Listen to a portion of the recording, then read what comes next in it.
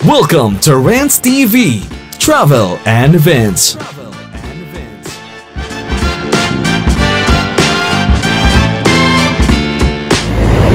Hello guys, nandito po tayo ngayon sa Commonwealth Avenue in Quezon City.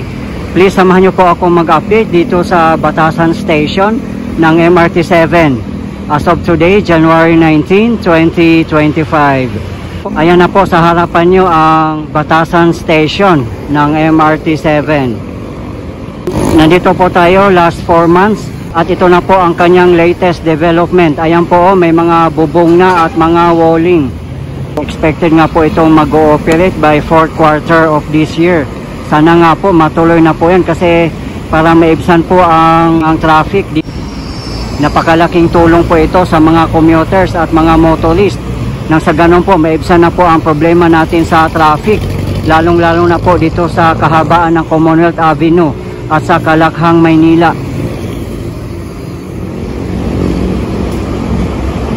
For your information guys, ang MRT-7 ay 22 kilometers po ito at magkakaroon po ng 14 stations.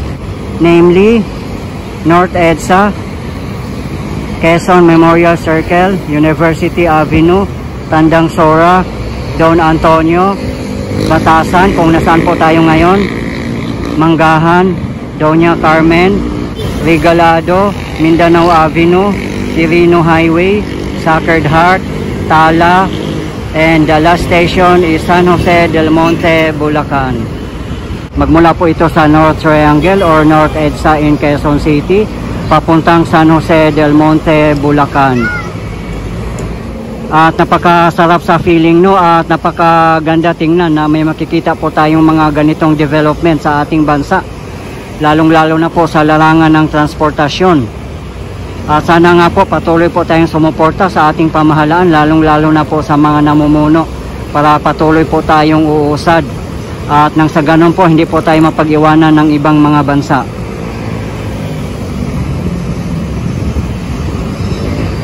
Shoutout po sa lahat ng mga bumubuo ng MRT-7. Maraming salamat po sa inyong lahat.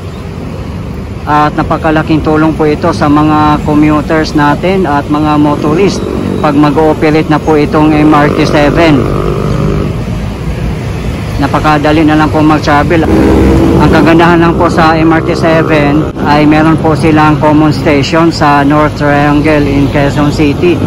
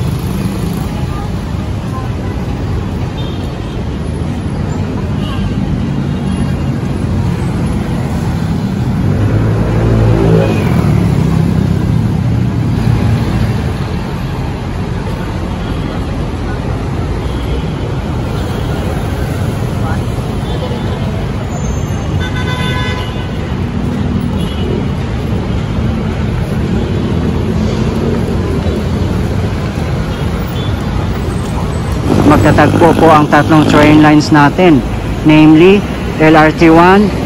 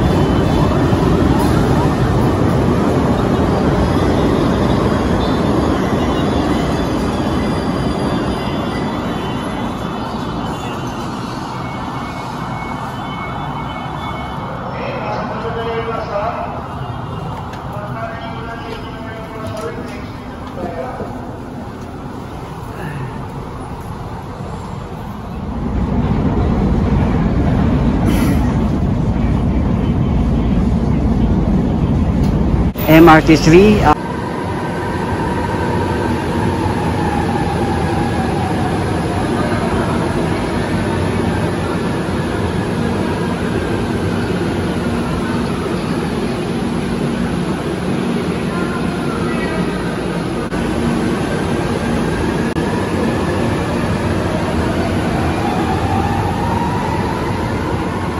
At MRT7.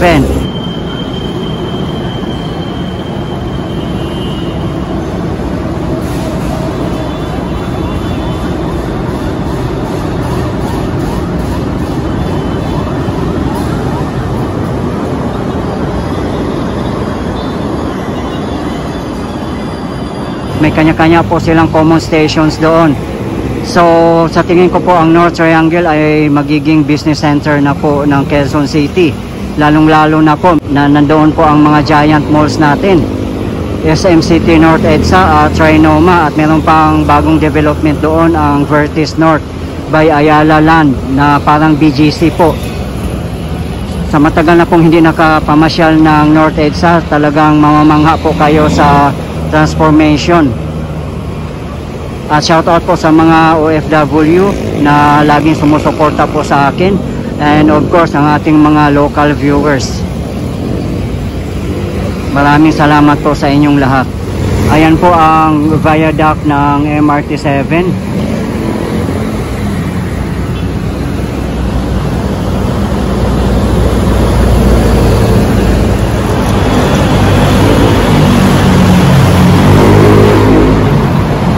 Po, gawa na rin po ang mga hagdanan.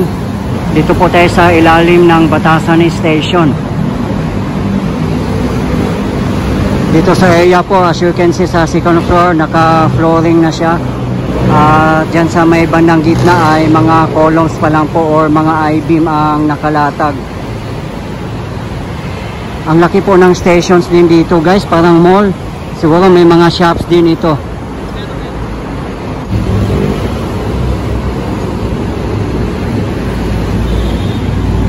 Parang matagal-tagal pa rin yata itong matapos.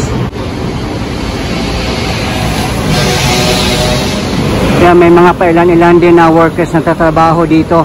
Kahit Sunday, puspusan pa rin ang pagtatrabaho nila.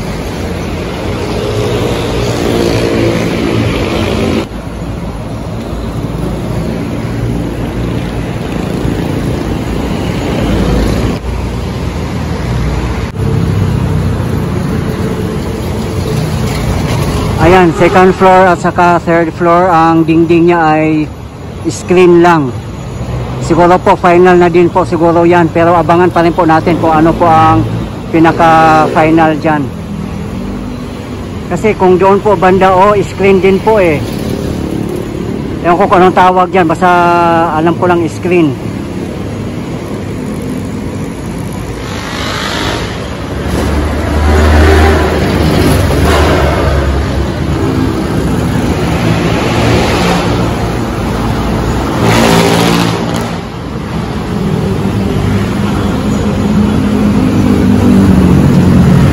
Siguro ang ground level nito, meron siguro bus stop din, parang sa EDSA bus carousel.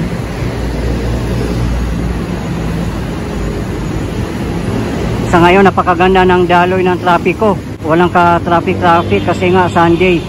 Pero pag weekdays at rush hour, sobrang traffic po dito guys.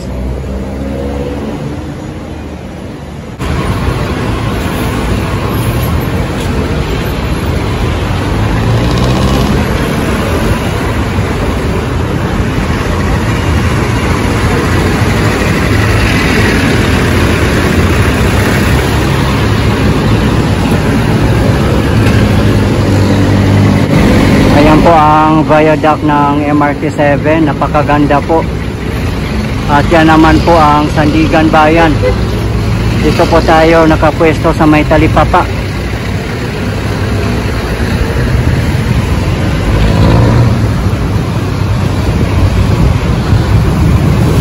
Nandito po tayo sa footbridge guys, at ayan na po ang Sandigan Bayan. Yung direksyon na po niyan guys ay papuntang Fairview, Bulacan, Novaliches at iba pang mga lugar. Dito na lang po muna tayo mag-update ng MRT 7 stations. Sa susunod na lang po yung iba.